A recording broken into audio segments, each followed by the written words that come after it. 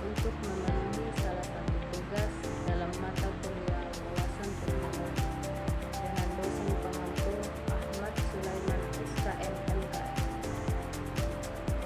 Di sini saya akan menjelaskan sebuah materi tentang manusia dan perkembangan ilmu pengetahuan.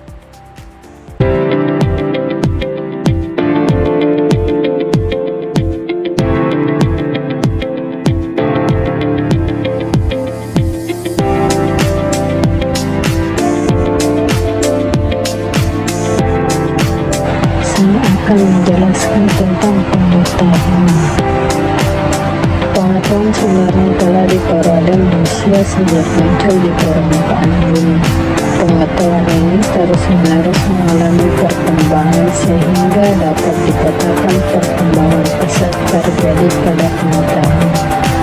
Namun, pengetahuan ini tidak langsung berkembang menjadi pesat, tetapi melalui berbagai tahapan yang dibagi ke dalam beberapa zaman. Sejarah ilmu pengetahuan. Perkembangan pengetahuan manusia telah dimulai sejak ratusan tahun sebelum Masehi. Para ahli membagi sejarah perkembangan pengetahuan manusia menjadi beberapa zaman antara lain. Yang pertama, zaman purba, zaman Yunani, zaman pertengahan, dan zaman modern. Yang pertama, zaman purba menjelaskan tentang ditandai dengan ditemukannya alat-alat yang terbuat dari batu dan tulang belulang pada zaman ini. Manusia bercocok tanam, berternak, dan nomaden. Pengetahuan manusia zaman ini diperoleh melalui pengalaman dari mitos. Yang kedua, zaman Yunani. Pada zaman ini, kemampuan berpikir manusia sudah mulai lebih maju yang ditandai dengan adanya penemuan alat bantu yang lebih baik dan mulai menggunakan akal sehat. Sehingga mitos dengan berbagai legendanya perlahan-lahan ditinggalkan. Kemajuan pola pikir saat itu ditandai dengan penggabungan antara pengamatan, pengalaman akal sehat, logika, dan pola pikir lebih rasional yang kemudian dikenal dengan paham rasionalisme. Yang ketiga, zaman pertengahan atau keemasan Islam. Pengaruh bangsa Arab sangat menonjol pada zaman ini. Pada zaman ini banyak dikembangkan metode eksperimentasi yang memungkinkan perluasan bidang kedokteran, farmasi, astronomi, kimia, dan biologi. Penemuan penting yang telah digunakan sehingga saat ini adalah penulis bilang muka Arab dan desimal yang menghasilkan ilmu aljabar. Adapun filosofer pada zaman pertengahan meliputi Al-Sahrawi, Avicenna, Al-Jazari, dan Abbas Ibn Firnas.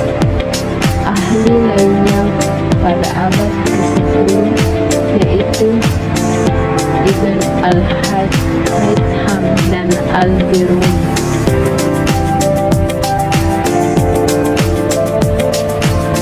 Yang keempat, zaman modern. Saat zaman ini dimulai pada abad ke-15, banyak penemuan yang membuat berpikir sebelumnya, terutama dengan pengalaman empiris yang didukung oleh alat bantu yang lebih baik. Taman ini dibuat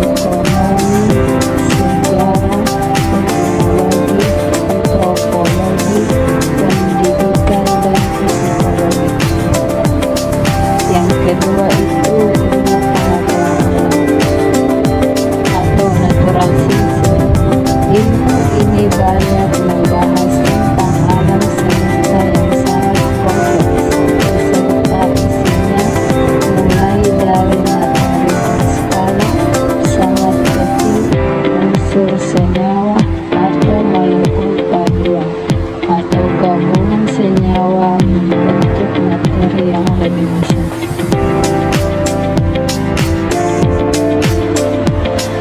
Ruang lingkup ilmu pengetahuan, fokus pembentukan multidisiplin ilmu. Yang pertama, pemfokusan ilmu.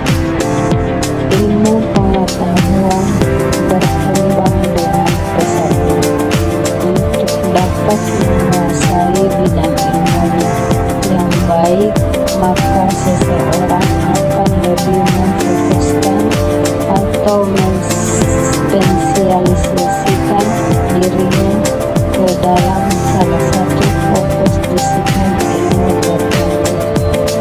Yang kedua, multidisiplin dan interdisiplin ilmu.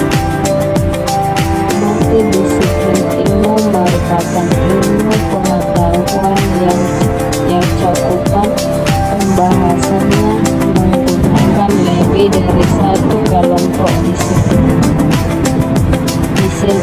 ilmu, sedangkan interdisiplin ilmu merupakan ilmu pengetahuan yang cakupan pembahasannya menggunakan satu kelompok disiplin ilmu saja.